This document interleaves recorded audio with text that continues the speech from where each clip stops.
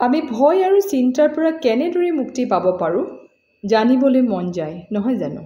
আহকচোন আজি জানো সেই বিষয়ে।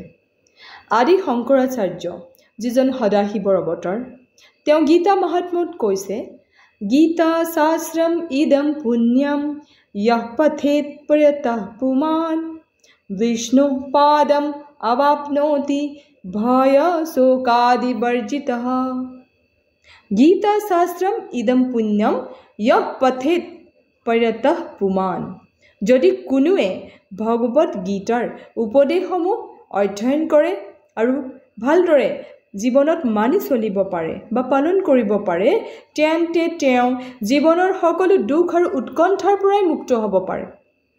কাৰণ শ্ৰীমদ ভগৱত গীতাৰ উপদেশখিনি জীৱনত পালন কৰাৰ কাৰণে তেওঁ সম্পূৰ্ণভাৱে বিষ্ণুৰ আশ্ৰয় প্ৰাপ্ত কৰে। তেতিয়া ভয় শোকাদি বৰ্জিতঃ, এই জীৱনত তেওঁ সকলো ভয়ৰ পৰাই মুক্ত হ'ব আৰু তেওঁ পৰৱৰ্তী জীৱন আধ্যাত্মিক হ'ব।